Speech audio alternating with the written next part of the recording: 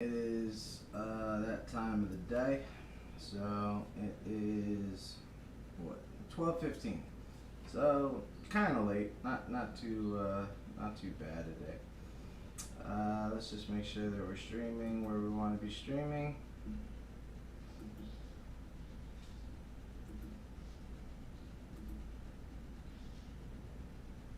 Okay, we're live on Facebook.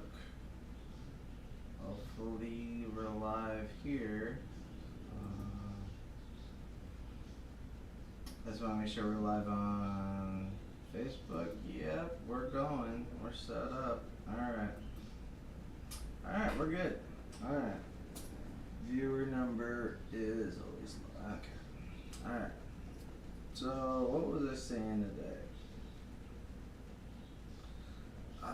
Today's topic, I was saying that I wanted to start off with the topic of modern parenting. That seems. Oh crap, sorry.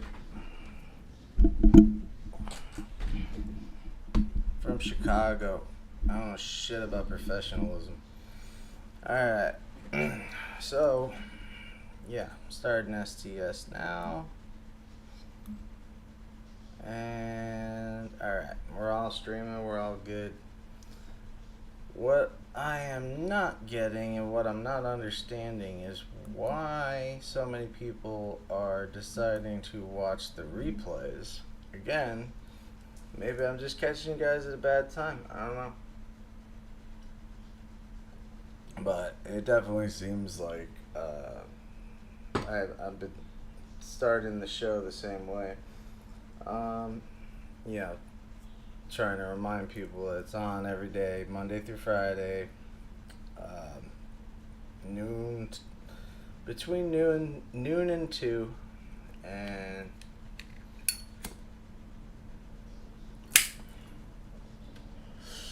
STS is it's a show about nothing, and I like it that way. I like free form. I like free abilities to say whatever you want, whatever you want to talk about. So, if you at all got the, if you guys saw the post I originally sent out, the post was saying that today we're just gonna start off with the topic. Since I had spent the last 3 days with my beautiful kids, I wanted to talk about parenting because it's a tricky topic. It's a tricky thing to talk about, but it's it'll make or break you. I can guarantee that for sure. Um, see, let's see. When I had my first child, I was in my 20s. I, you know, I was, luckily in my 20s. I wasn't in my late 30s. So it was, that's you want to try to have kids. Like when you don't have kids, you plan or quote unquote plan. It's just you want to have them in your 30s, so that way you think it by that time you're with the right person and all this stuff, and that's just not how life works. Life comes at you, and you end up having a kid with someone you can't stand, and that's always sad if the mom and dad can't even talk to each other because one hates the other so much that it's just so bothersome to them, and which I think that stems from, honestly, I think that stems from love in itself. I think the reason why some people can't go see their kids is because they don't want to see their exes. And they don't want to see their exes with somebody else. Now, if you grew up, with your ex, or if you knew your ex way before you had kids with them, it's a totally different feel because you already have kind of like a set disposition. You already have a disposition with each other. You know each other well enough, and you know, there's no way you can prepare yourself for a baby and for a child. And any parent out there, you guys know what I'm talking about. When you first start out, you've no effing clue what to do. You're terrified of everything, especially with males.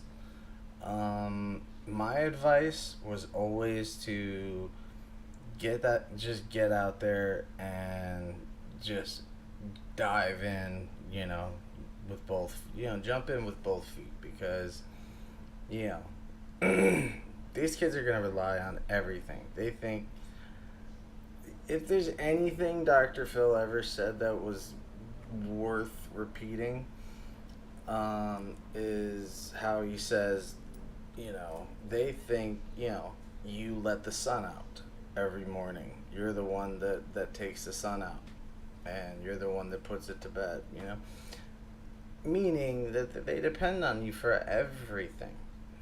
And you have to take on that responsibility and that love. And children are not meant to be leverage. They're not meant to be a bargaining chip. They're not meant to be controlled by anybody.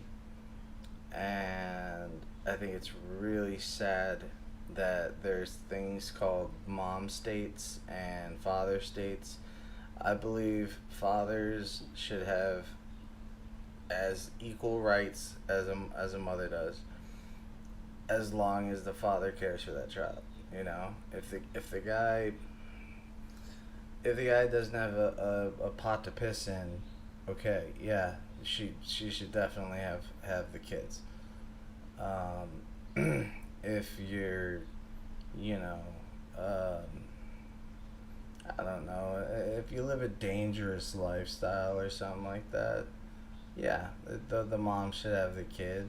But when it comes to visitation and sleepovers and stuff like that, um, that is a whole nother gray area that, because nothing is black and white. Nothing. And especially parenting. Parenting is it's the most difficult job because I look at my daughter, and the only reason why I'm using my daughter as a reference here is because she's my oldest, and I love every little thing about her. I love, you know, when I was raising her, she had a very certain style to herself. She picked her own clothes out. I was the stay-at-home dad for a little bit. Um, Usually we traded off. One of us would be working, the other one would be working one would be working part time, one would be working full time. But what I wanted to mention was that you know you really have to make sure that you guys are on the same page when it comes to just loving your kids. Like, if one parent wants the kid to be religious and the other one doesn't, you know, you let them, you know, in my opinion, you let them feel it out and see what they think. And if they decide that it's not right for them, they don't like it, They just don't buy it. They're not buying it. Then that's their decision, and they have every right to back out. But times have changed. It's not like when I was a kid and we went to church.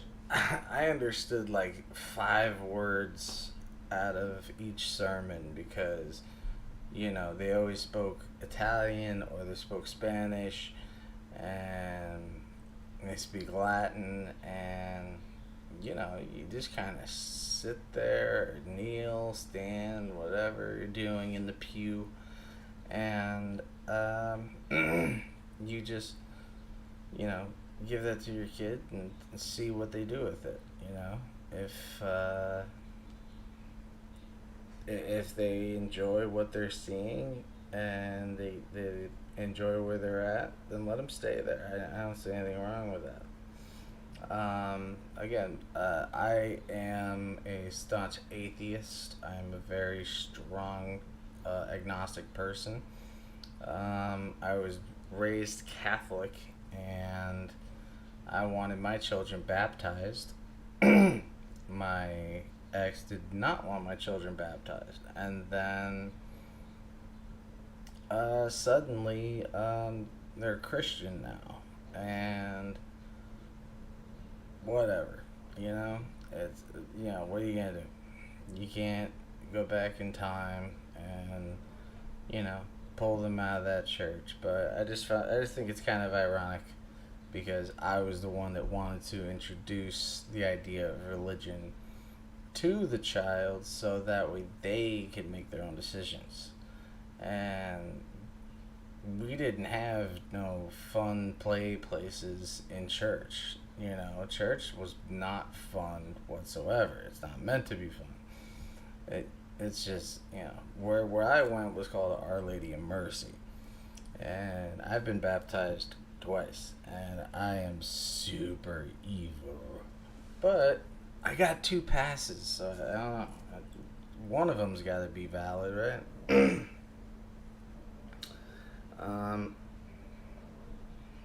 Just want to make sure everybody.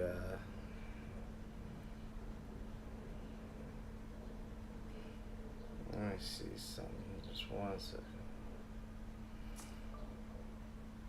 Hey, I'm starting the show right now, so if you go on to YouTube or go on my Facebook, you can watch the show, join in.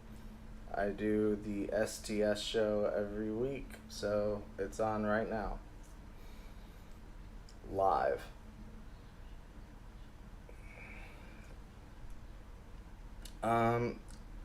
So yeah, parenting is it's a strange and difficult thing for everyone to jump into. It's not something that I recommend to. It's not something I recommend to just anybody. Like I've seen some people that I would never ever think would be good parents, and they turned out to be great parents. So you just let it work itself out. And then I knew guys that were very well mannered, very well spoken, and yet even they were terrible parents because they would try to live vicariously through their kids and want them to like what they liked. And I wanted my daughter to be into music, and she found her own art, and she found art to be her thing, and it's totally awesome. So actually the next album art that I'm gonna have out for the next CD coming out, yes, I still make CDs. I like CDs. I like albums. I like album art. I like the booklets. So if you go on uselessagentmusic@gmail.com, send us a letter. Just let us know you want a copy, and if you have any songs you want on that CD, hopefully they'll be on there, or just try to tell me and I'll try to put it on there. Otherwise, you're just gonna get, whatever mix I put up there. But again, so not everyone can be just a good parent. Not everyone that has kids are great parents. But some people who have, like myself, I had no parenting skills and I just dove in. And so they had a thing that was called kangaroo care, which my daughter was born a little premature. I see we have a new joiner. How you doing? Hope you can put your name in the chat so I can say hi to you. So yeah, it was just a matter of diving in, and so this kangaroo care thing was really cool because what you do is you basically just take your shirt off, and so your child can feel your heartbeat, feel your bare skin, and oh, we got more people. How you guys doing? Jump in the chat.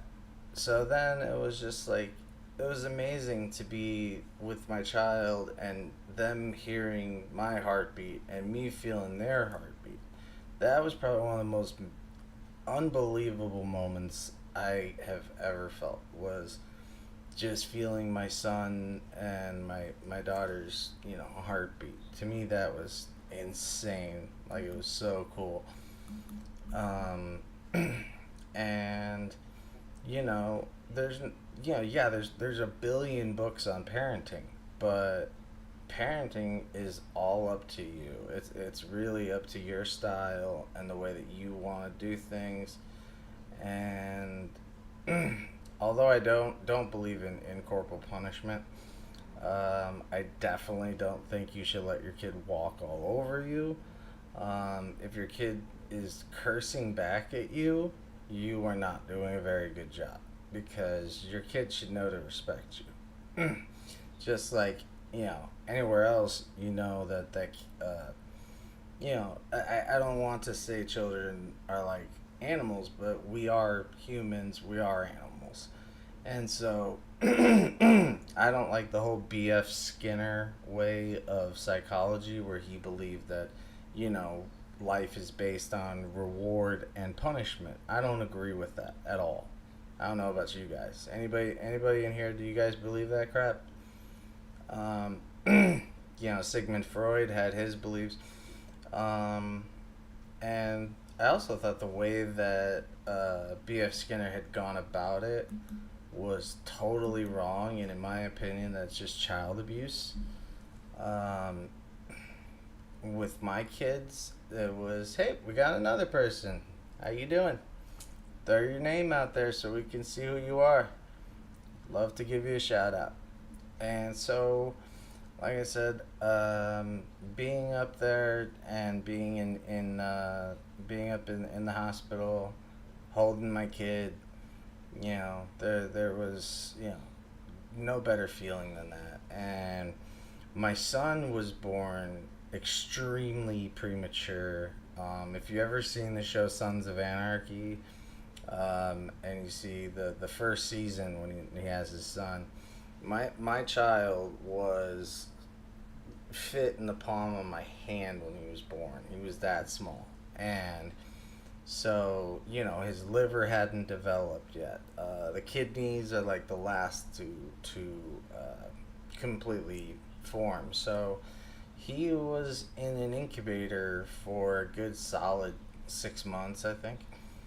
And every day of those 6 months, I was there, and it was hard on my daughter because she wanted to be a kid, and so I always made time for her where it was just she and I. But I always said, no, we're every day we're gonna visit your brother. But it got to a point where we were so tired and beat up that they were gonna admit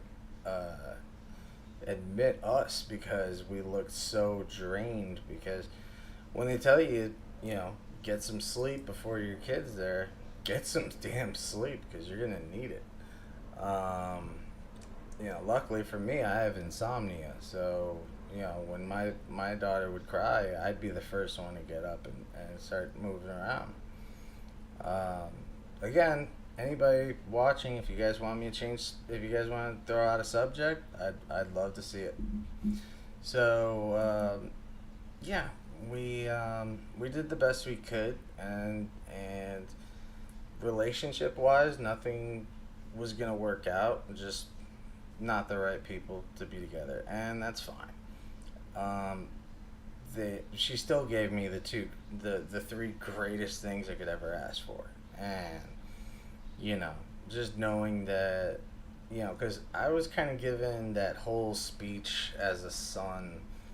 I don't know if anyone out there has that speech where you're told, hey, you're the last one, and if you don't get married and have kids, our name dies.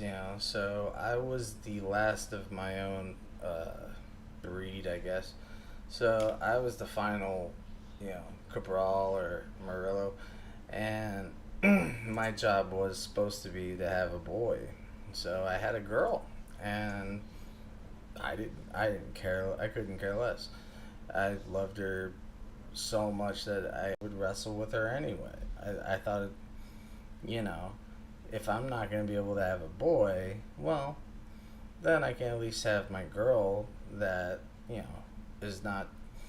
And she just, she grew to be herself, and I always encouraged her individuality. So, not to the point like Will Smith, like that whole thing. Like, in my opinion, those kids are fucking weird. But I'm not gonna say they don't deserve love. That's just crazy. Um, but yep, it's that time. You know, every time on this show, I always light a bowl. That's just what I do. So yeah, um, love my kids very much, and it was just great to be with them. My son thought I was sleeping and did the most adorable thing. He thought I was sleeping because I pretend to sleep and they will pretend to sleep, or they will at least start nodding out. And so I pretended to be asleep while we were watching The Simpsons, and my son kind of leaned over on me and whispered, "I love you so much, Daddy." And I mean, I'm not I am not afraid to admit it. I cried. That was the cutest. That was the most adorable thing, and I don't know. It was exactly what I needed. I needed to be reminded of that. I needed someone to remind me, because life sucks sometimes, and life is hard. And when you have kids that remind you, like that tell you they love you, they don't lie. Kids don't lie about that kind of thing. They don't know how. If they didn't love you, if they were just saying it, you'd have to tell them to say it. So hearing it from my son in a whisper, it was just beautiful. And my son, uh, like I said, he was almost 4 months premature, and it was just scary. It took 6 months to get him back, and so yeah, it was a really hard thing to do. Ooh, I just lost a viewer. I think that's because I was smoking. Oh, hey, we smoke on this show. Sorry. So, um, treat your kids the way that they deserve to be treated. Treat them with respect. Treat them like you would want. I mean, I remember being a kid, but I didn't have the best childhood, but I didn't have the worst. Um, my parents did what they could, when they could, and how they could. I've lived in houses that didn't have plumbing. I've lived in nice houses that had a chandelier. My life was always, a roller coaster. It was always up and down, up and down, up and down, up and down. And the ups definitely outweighed the down. And it took a long time for me to realize that. And I think, that's I think that's a problem that a lot of us have is the fact that the parts are we're down when we get kicked to the ground. Um, some of us don't know how to get back up and don't know if we even should. And I can honestly tell you that if you're thinking about, you know, the word that I'm not allowed to say, suicide, don't. Think about it. You know, somebody out there loves you. I love you. I don't know you, but I love you. And trust me, I don't need to be religious to have that. It's just, it's just like how James Hetfield from Metallica was saying that. You know, there's people that love you that you might not even know, or might not even know love you. You know, um, and the the the thing I always thought about when I was a kid and when I really wanted to end everything, the first thing I would think about is who's gonna miss me. And of course, when you're in that kind of a, attitude, you think nobody. But realistically, I knew who I was gonna be hurting, and I didn't want to hurt those people, and I didn't want those people to think every time, you know, July 14th, Bastille Day in France, every time July 14th would roll around, they would know that that's my birthday, and, you know, I don't want them to think of me like that, you know? And no parent should ever have to bury their own kid. And which is why I really don't like religion at all, just because of the amount of death and pain that goes through people for not believing in something. I think it's crazy. It's just, you know, we should be believing in each other, you know?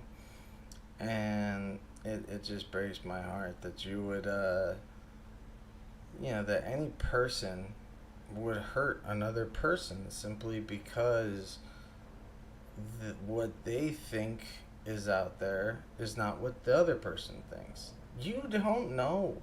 And I know every person's always gonna say, "Yes, I do. I know." And it's like, no, dude. None of us know. We haven't been there yet. We'll be there. And you know what? If all it is turning it off, you know what? So be it. That's why I live now. I do things now. You know, um, if I want to do something, I'm gonna do it. You know, and I continue doing what I love to do. And that's another thing about parenting is teaching your kids to learn to love what they do, like not just to do what they love, but love what they do, and make sure that you find pride in what you've done. I've never seen a reason for pride that was undeserving. I never understood how you could say you're proud to be like, you know, I'm Italian. And I never once said I'm proud to be Italian because I didn't accomplish that. I just woke up one day and got pulled out by a doctor, and I was Italian. I didn't do anything to work for that. You know, I'm proud of my career, of what I've done. I'm proud of the concerts and the fans I have. Um, I'm proud of the music I've made, and I'm proud of the accomplishments I've made. You know, and I think that's where pride really does lie. I'm proud of my children, and you know, because they didn't raise themselves. You know, and now they're such beautiful, smart people, and you know, you got to know that you're partially responsible for that. You know, and if you're a single parent, well, you're a hell of a lot more than partially responsible for that. But the other part, you have to also keep in mind that that child has their own set of skills set, you know, has their own set of skills and their own mindset, and you gotta let them be themselves. Please just let your kid be themselves. Can't take this crap anymore. These helicopter parents that just don't know how to love their kids. And if somebody seriously left this chat because I'm smoking, dude, grow up.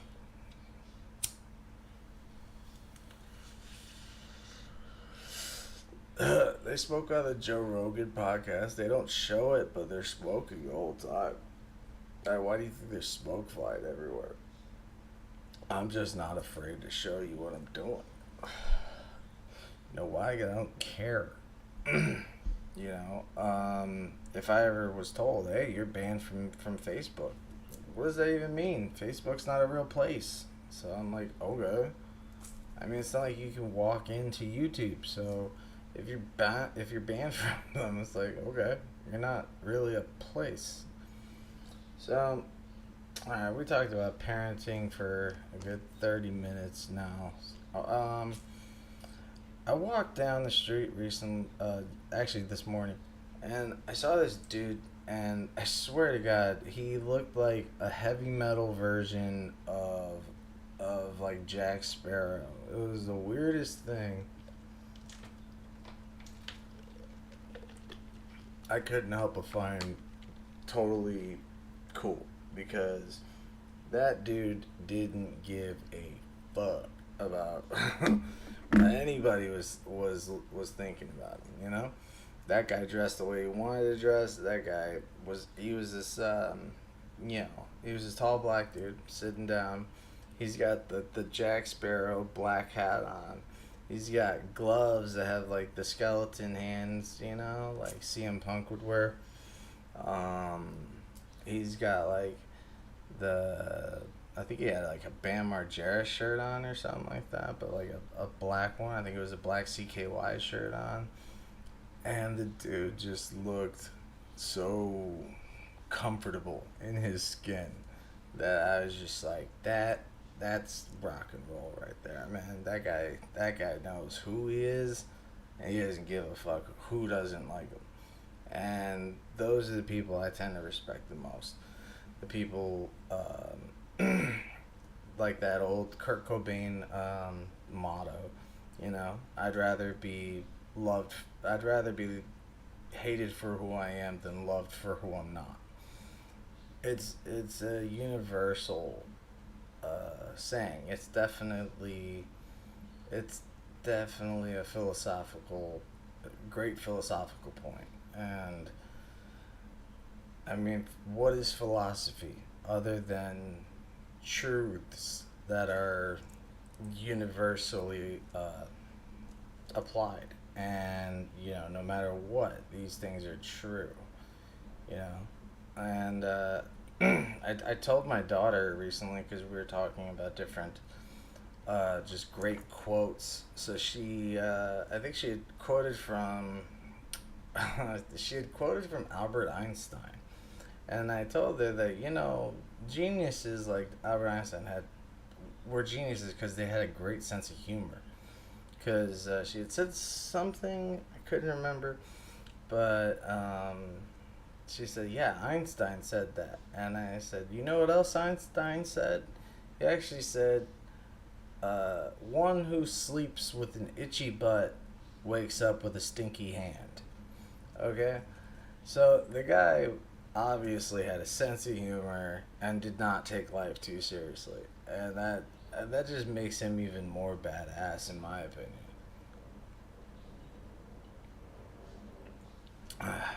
And so, yeah. As I was walking by this guy, he got these cool gloves on. He's just totally, you know, doing his thing. But I noticed he's playing this black guitar. It looked like a Jackson because of the headstock. And naturally, it when I saw it, it was actually a Dean. And I've had a Dean a long time ago, and I miss it like hell. It's a beautiful guitar. I mean, I love my Strat. This is simply just a great guitar to have. And, Strats don't have the best necks, and they don't have the best, necks. So, you want to, if you have the money to modify the neck, modify the neck. As for the pickups, don't have the greatest pickups, but I mean, you can always just buy some humbuckers or whatever you want to do. Really doesn't matter. And um, so, as he's playing as Dean, I just approached him and asked him, you know, what tuning are you in? You know, just something another musician would ask another musician. You know, and you know, he wasn't plugged into anything. And like I said, it was a Dean. It was an electric. So I gave him some advice, and I asked him if he had an amplifier, and I used to have this little 8 watt. I think it was just a Bad Dog. It was one of those like knockoff brands that you get. You know, like if you buy a I bought a Washburn that was a House of Blues edition, and which means nothing. It just meant it was really cheap, and you know it's cheap when it costs you less than $100, and it came with its own amp. And so rather than taking me to Guitar Center like my father had promised me, we were at a mall, and he just picked it up and said that, all right, and there you go. Or no, we were at a Best Buy or a Walmart. I think it was a Best Buy, and it was just there. And he's just like, here you go, it's yours.